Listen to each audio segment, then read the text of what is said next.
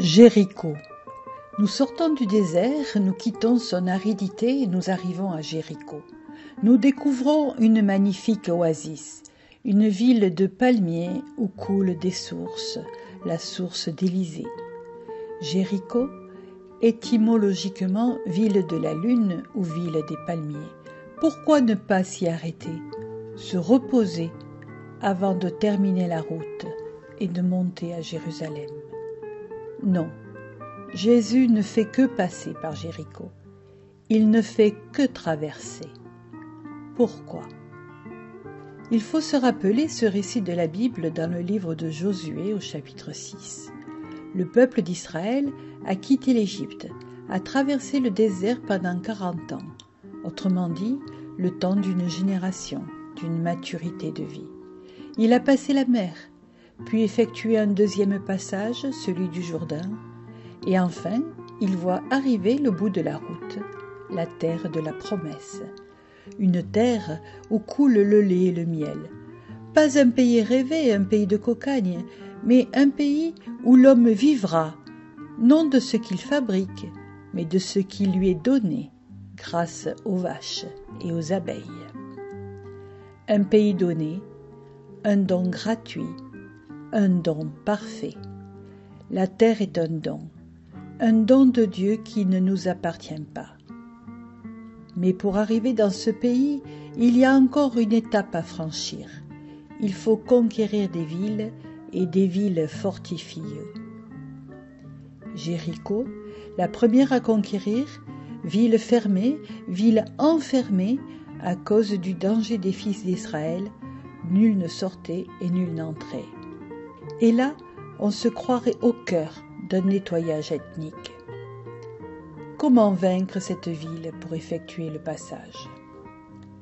Et le livre de Josué nous raconte. Bizarrement, le peuple ne va pas mener une campagne militaire, il va vivre une liturgie. Le Seigneur dit à Josué, « Regarde, je livre entre tes mains Jéricho, son roi et ses meilleurs guerriers. Vous tous, les hommes de guerre, vous ferez le tour de la ville, vous tournerez une fois, et tu feras de même 6 jours durant. Devant l'arche, 7 prêtres porteront 7 trompes en cornes de bélier. Le 7e jour, vous ferez 7 fois le tour de la ville, et les prêtres sonneront du cor. Quand retentira la corne de bélier, quand vous entendrez le son du cor, tout le peuple poussera une grande clameur. Alors le rempart de la ville s'effondrera sur place, et le peuple montera à l'assaut, chacun droit devant soi. » Josué rapporta tout ceci au peuple. L'arche du Seigneur fit le tour de la ville. Elle tourna une fois, puis rentra au camp pour y passer la nuit. Ils firent cela 6 jours durant. Le 7e jour, ils firent 7 fois le tour. Le peuple poussa la clameur et on sonna du cor, et le rempart s'effondra sur place. Alors le peuple monta vers la ville, chacun droit devant soi, et ils s'emparèrent de la ville. Ils vouèrent à l'anathème tout ce qui se trouvait dans la ville. Anathème. On ne peut s'approprier ce qui appartient à Dieu. En ce temps-là, Josué fit prononcer ce serment, « Maudit soit devant le Seigneur l'homme qui se lèvera pour rebâtir cette ville, Jéricho. » Le Seigneur était avec Josué, et sa renommée s'étendit à tout le pays.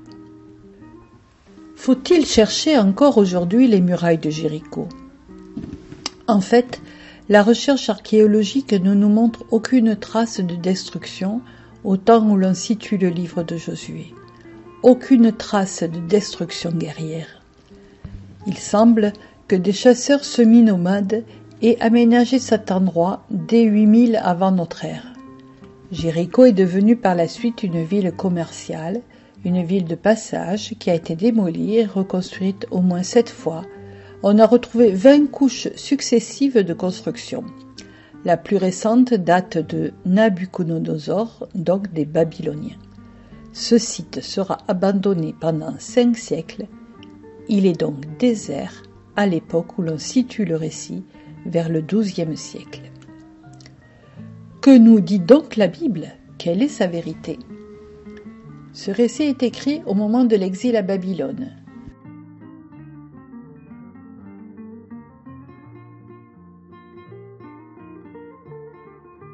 On réécrit l'histoire qui n'est pas à prendre au premier degré. L'histoire du concept d'un Dieu monothéiste s'est faite lentement. C'est l'époque deutéronomiste. On va écrire une histoire d'un peuple qui est passé de concept de Dieu païen à la découverte d'un Dieu unique. On emprunte, pour l'écrire, des événements de l'histoire de l'Égypte.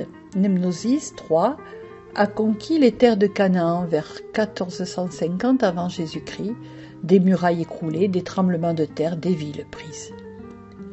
On nous dit que cet endroit ressemble à l'Égypte, symboliquement un lieu qui paraît paradisiaque, mais qui est en fait un lieu d'esclavage.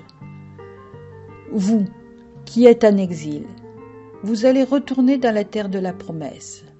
Mais aller ou rester à Jéricho, c'est retourner en Égypte, c'est retourner à votre esclavage. Il ne faut pas y rester. Il ne faut pas retourner dans ce lieu maudit de l'imaginaire religieux.